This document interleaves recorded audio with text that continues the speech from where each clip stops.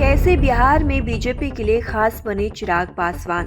बिहार में बीजेपी ने पशुपति पर नहीं किया भरोसा। 17 पर बीजेपी, 16 पर जेडीयू, 5 पर चिराग पासवान। मंत्री पशुपति कुमार पारस के हिस्से में कुछ भी नहीं। राज्य की 40 लोकसभा सीटों पर 17 पर बीजेपी, 16 पर जेडीयू, 5 पर चिराग पासवान की एलजेपी चुनाव लड़ेगी। एक सीट जीतन राम मांझी और उपेंद्र कुशवाहा के हिस्से में आई है। उपेंद्र कुशवाहा को लेकर अब भी स्थिति स्पष्ट नहीं है, क्योंकि सोमवार को सीटों की साझेदारी की घोषणा हुई तो उपेंद्र कुशवाहा संयुक्त प्रेस कॉन्फ्रेंस में नहीं थे। इस साझेदारी में रामविलास पासवान के भाई और केंद्रीय मंत्री पशुपति कुमार पारस के हिस्से में कुछ नहीं आया है। साल 2019 के मुकाबले 2 नए साझेदारों को एनडीए में जगह देने के लिए नीतीश कुमार की पार्टी जनता दल यूनाइटेड ने अपनी 2 जीती हुई सीट छोड़ दी है। इसमें एक काराकाट लोकसभा सीट है जो राष्ट्रीय लोक मोर्चा के उपेंद्र कुशवाहा के हिस्से में आई है। वहीं जेडीयू ने पिछले चुनाव में जीती अपनी गया लोकसभा सीट भी जीतन राम मांझी की पार्टी हिंदुस्तानी आवाम मोर्चा के लिए छोड़ दी है। इन 2 सीटों के बदले बीजेपी ने साझेदारी में जेडीयू को अपनी शिवहर लोकसभा सीट दी है। वहीं एलजेपी ने अपनी नवादा सीट बीजेपी के लिए छोड़ दी है।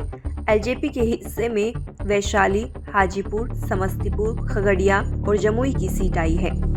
साल 2019 के लोकसभा चुनाव में बीजेपी और जेडीयू ने 17 सीटों पर चुनाव लड़ा था, जबकि एलजेपी के हिस्से में 6 सीटें आई थी। इनमें केवल किशनगंज लोकसभा सीट पर जेडीयू की हार हुई थी और बाकी सभी सीटों पर एनडीए की जीत हुई थी। सीटों को इस साझेदारी में जिस पार्टी का हाथ खाली रहा है वह चिराग पासवान के चाचा पशुपति कुमार पारस के धड़े वाली राष्ट्रीय लोक जनशक्ति पार्टी है। खास बात यह है कि साल 2021 में एलजेपी में टूट होने के बाद पशुपति कुमार पारस का धड़ा बीजेपी के साथ था और वो मंत्री पद पर भी थे। चिराग पासवान अकेले रह गए थे, लेकिन पार्टी में टूट के बाद भी चिराग पासवान बिहार की राजनीति में सक्रिय रहे और लगातार सभाएं और रैलियां करते रहे।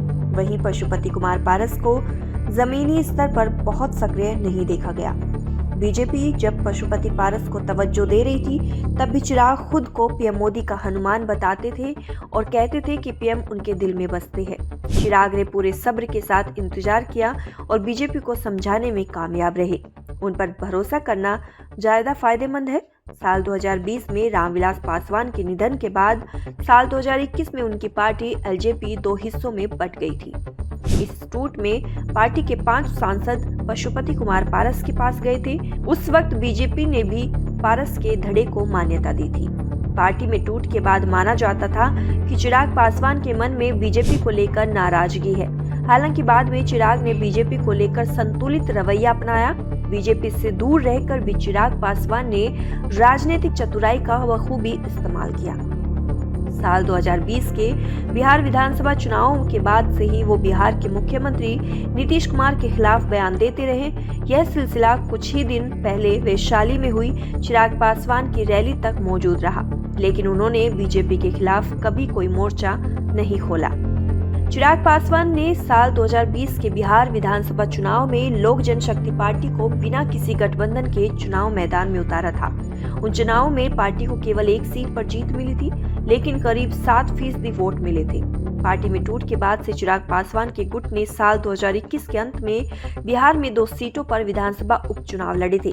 इन दोनों सीटों पर पार्टी ने अपने उम्मीदवारों को बतौर निर्दलीय चुनावी मैदान में उतारा था और करीब 6% वोट लिए थे। चिराग के साथ वोटों की ताकत को देखते हुए बीजेपी ने भी कुडनी समेत बिहार के कई विधानसभा उपचुनाव में चिराग पासवान से अपने उम्मीदवारों के लिए प्रचार करवाया था। हाजीपुर लोकसभा सीट को रामविलास पासवान की सीट के तौर पर देखा जाता है। साल 2019 के चुनाव में पशुपति कुमार पारस वहां से चुनाव जीते थे, जबकि चिराग पासवान पिछले चुनाव में बिहार की हुई जमुई लोकसभा सीट से चुनाव जीतकर सांसद बने थे। पशुपति कुमार पारस लगातार यह दावा करते आए हैं कि रामविलास पासवान के असली राजनीतिक उत्तराधिकारी वही है और रामविलास ने खुद जीवित रहते हुए उन्हें हाजीपुर सीट से चुनाव लड़वाया था। अब लोकसभा चुनाव के लिहाज से एनडीए में पारस के पास कुछ भी नहीं बचा है, तो ऐसे में उनके अगले कदम पर सबकी नजरें होंगी। बिहार में फिलहाल एनडीए में सीटों की साझेदारी को लेकर फैसला हुआ है और माना जाता है कि बहुत जल्द ही विपक्षी खेमे में भी सीटों की साझेदारी हो जाएगी। बिहार की सियासी गलियारों में यह भी चर्चा है कि मुकेश सहनी के दल वीआईपी के साथ बात तय हो जाती है तो बीजेपी अपने कोटे की एक सीट वीआईपी को दे सकती है। हालांकि सियासी उठापटक में अभी बहुत से पन्ने खुलने की संभावना है। सत्ता पक्ष और विपक्ष के उम्मीदवारों के नामों की घोषणा के साथ ही ये पन्ने भी खुलने लगेंगे। लोकसभा चुनाव में एनडीए में सीटों की साझेदारी की घोषणा होते ही सभी संभावनाओं और अटकलों पर विराम लग जाएगा।